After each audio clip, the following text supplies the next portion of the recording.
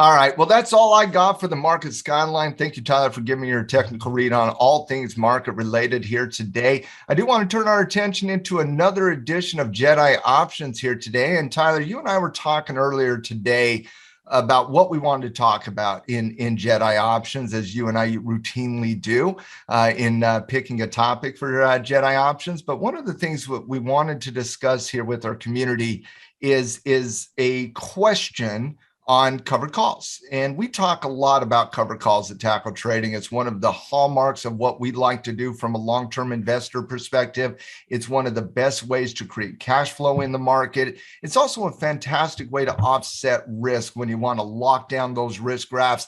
And the number one question that a lot of us have in the covered call is not necessarily the time frame to select. The time frame to select is most of the time, Tyler, would you agree it's about a 30-day contract?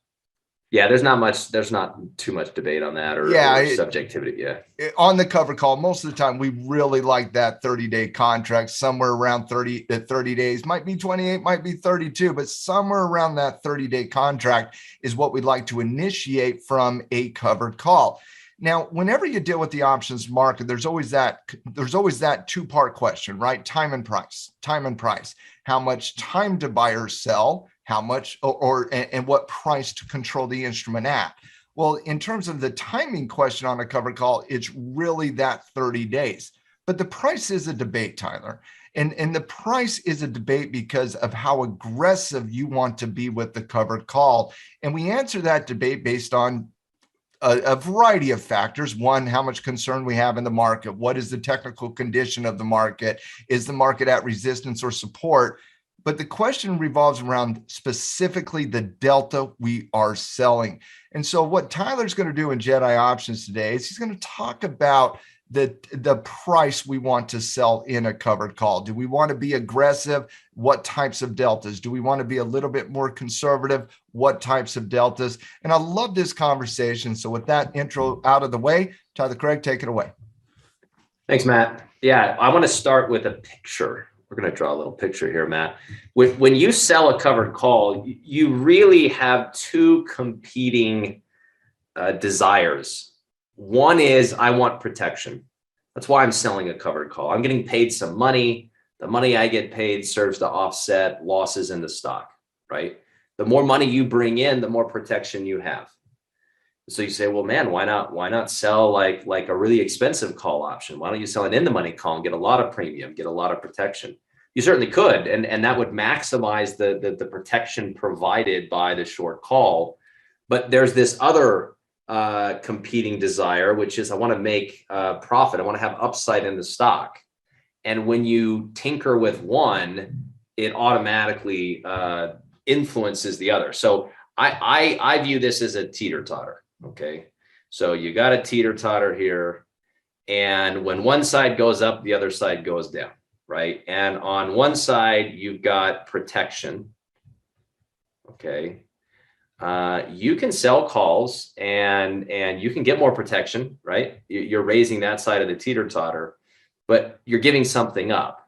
And that I'm going to articulate it as the amount of profit or really the profit potential, right? Amount of profit in the overall position, or you could think of it just as in the stock. How much money can I make in the stock?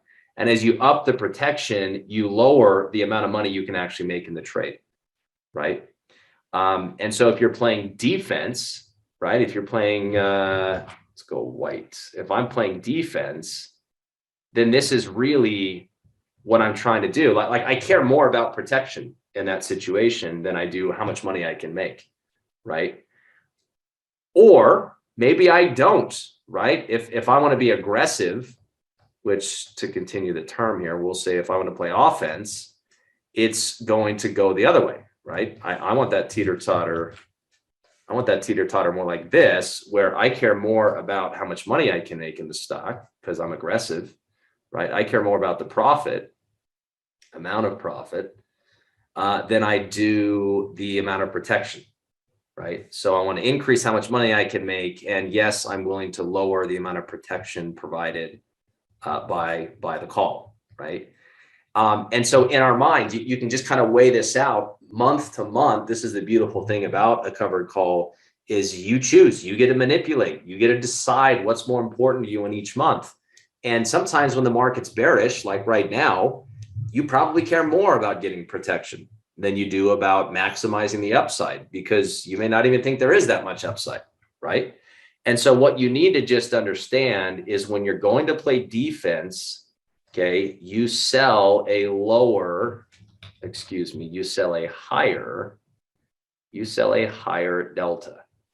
You sell higher delta calls, okay? Whether it's a 40 delta call or 50 or 60 or 70, you can go as high as you want, but that's how you make it more of a defensive type of covered call.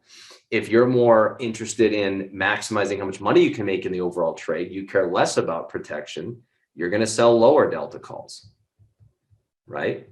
And, you know, where you draw the line between what's higher and what's lower, you know, kind of depends. On the lower end, I'd probably say less than a 30 delta. And then, you know, how much lower than that you go just depends on how aggressive you want to get. The lower you go, essentially you're further out of the money, okay? The more upside you have in the overall position. With the higher delta, I'm going to say something greater than 30. You could sell 40, 50, 60, whatever you want. But the higher the delta, the more protection you have and the less potential profit. So what that translates into is if you look at a chart, like let's say your stock is $50 and you can sell a 55 call and you can sell a 60 call and you can sell a 65 call. You could sell a 50 call. You could sell a 45 call, right? These are the strike prices. They're going to have different deltas. This will have a 50 delta because it's at the money. This is going to have maybe a 60 delta because it's in the money. This is going to have a 40 delta, right? This is going to have a 30 delta. This is going to have a 20 delta.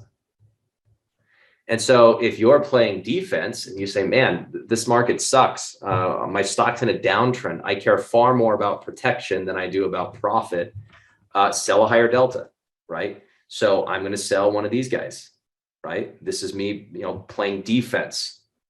I'm having fun with colors, so let me swap this here. So right here. So this would be me playing defense. Okay, I'm selling these lower delta calls. And by the way, back up a step, I'm getting paid more, right? So let's put in green how much these calls are worth. This call's worth, I don't know, 30 cents. This call's worth 60 cents. This call's worth, let's say $1. Okay, this call is going to be worth, I don't know, $2. This call is going to be worth $6. Okay, so me selling these lower deltas, this is me playing defense. I'm getting paid more, getting more protection.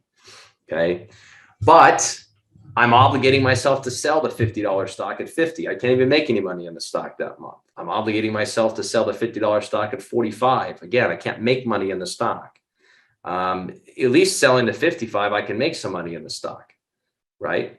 If you want to go more offensive, though, maybe you're more aggressive on the stock. You think it's going to go higher, right? Play offense. I don't know. What's my offense color? I'm running out of colors. I'm going to play offense here, and I want to sell these lower delta calls because I don't want to cap my gain until we get to 60 or 65. Remember, when you sell a covered call, you obligate yourself to sell the stock at that strike. And so this is like the ceiling in terms of, you know, where you have to sell the stock. Do you want the ceiling at 55? Do you want it at 60? Do you want it at 65?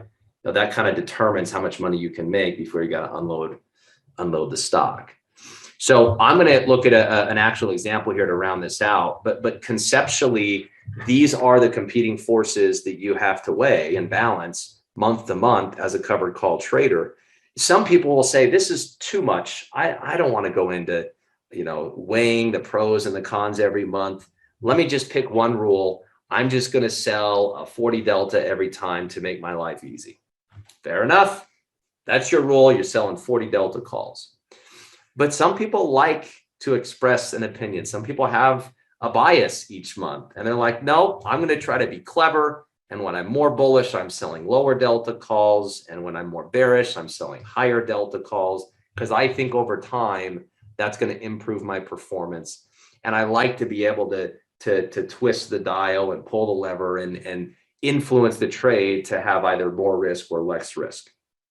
And that's why, like, this idea of a covered call, it seems simple at first, and it is simple. But when you dig into it, it's like, oh, there's strategy around this, and there's the ability for different traders to express different opinions with the same strategy, just by varying the strike selection, right? So there's like an entire course we could really dig into if you wanted to on this general concept of picking the right strike. And ultimately, it's going to come down to what your bias is on the chart, right? Like, how do I know if I should sell a higher delta or a lower delta? Well, if you don't have an opinion on the chart, you probably just stick with whatever your default is. Sell a 30 delta every month or a 40 delta. But in those moments, in those months where you have an opinion, okay, where you have a desire to really get more protection because you're in a downtrend, sell higher deltas. So for instance, let's use Ford. Ford has unraveled this year. It's down 50% from its highs. This is a year where selling higher delta calls has served you well. Bringing in a little more money every month to have a little more protection has certainly played out well this year, right? Served you well. And it may continue to. I don't know. Ford is still in a downtrend. Let's say I'm looking at selling a July covered call. The stock's at $12. Most of these strikes are centered at dollar increments. So I got a 12 call, I got a 13 call, I got a 14 call. I've got an 11 strike call. Those are the 4 strikes around the current price that I could maybe choose from. 14 is going to have a higher or a lower delta, less premium, less protection, but I have more upside in the stock. So if I'm more bullish, I want to sell the 14 call. I don't know why you'd be more bullish on the chart, quite honestly. It's a downtrend. It doesn't look good. So maybe I'm a little bit less bullish next month. Maybe I'm even neutral to bearish.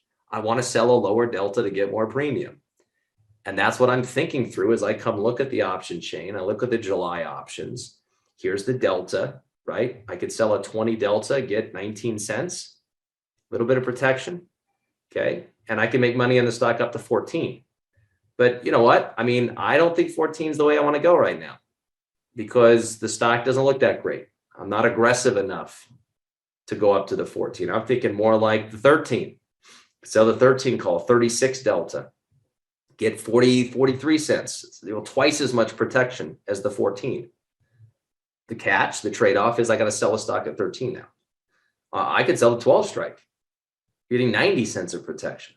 Selling more to 60 delta. It kind of depends on where you think the stock's going to be at expiration. I could go on and show you a lot more examples, but the bottom line is this is the thought process you should go through when you're trying to pick the right strike each month. To the degree that you have a strong opinion, you might vary the delta. The beautiful thing though is you're in control. You can do whatever you want. And that's a beautiful thing.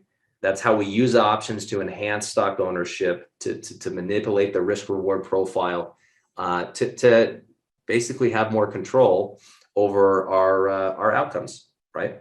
And this year, again, selling lower delta calls, having more protection has been so far the way to go.